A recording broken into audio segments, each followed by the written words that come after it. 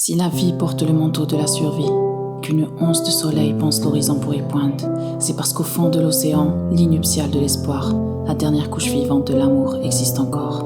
Mais elle tente à faiblir, à faillir même.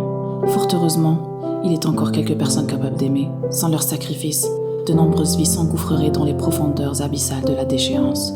Au nom de ceux-ci, Elion et Sila. Elion, fils de l'un des chefs du cabinet d'avocats le plus prestigieux d'Ousland, s'est engagé dans l'armée ouslandaise auprès de son fidèle ami Sergio. Servir la cause humaine, muni du glaive de la justice, était donc son unique raison de vivre. C'est ce qu'ils croyaient. Ils allaient sans nul doute à eux deux faire ce qui est juste pour la nation et pour la race humaine tout entière. Le monde fut alors témoin de la naissance d'une toute nouvelle Excalibur au nom de la paix. On envoyait cette épée à double tranchant se battre pour le règne de la justice, destination Otania. Un pays pas comme les autres, où régnait l'anarchie, dirigé par Isar le sanguinaire. Le peuple Otanias était réputé pour des rituels ancestraux que les Outlanders tentent d'éradiquer. Sila, c'est moi, je suis Otania. Mon pays découvert récemment a été la cible de plusieurs chefs de clan qui pendant des années se sont entretués. Le dernier à s'être emparé du trône est désormais son souverain, mon oncle. J'ai grandi parmi des monstres sanguinaires, assoiffés de chair, qui n'avaient de cesse de me rappeler que la vie sur Terre n'était pas un droit dont les femmes pouvaient jouir. On m'a appris dès mon jeune âge à servir une cause insensée. Mes pères étaient réputés pour l'odeur de chair brûlée qu'ils laissaient derrière eux dans les plus grandes assemblées.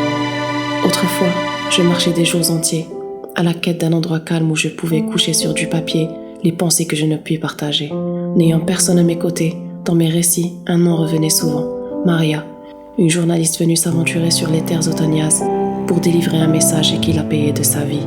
Ce message, je l'ai eu, mis à l'abri et en ai fait ma mission. Des rumeurs circulaient dans la région. Des troupes étrangères étaient en route pour livrer une guerre aux Otanias. On les appelait les soldats du futur.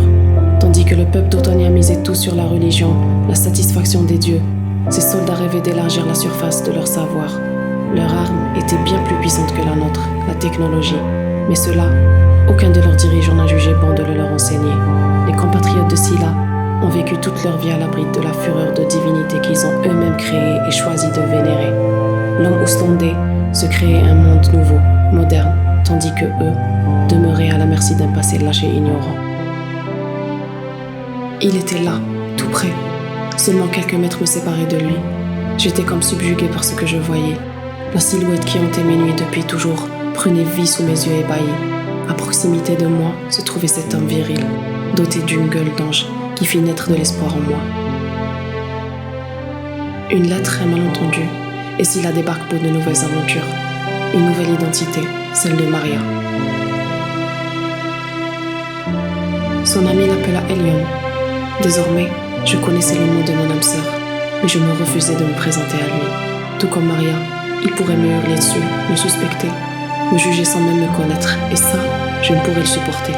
J'ai donc décidé de tout mettre par écrit et mis la lettre devant sa tante avant de prendre la fuite.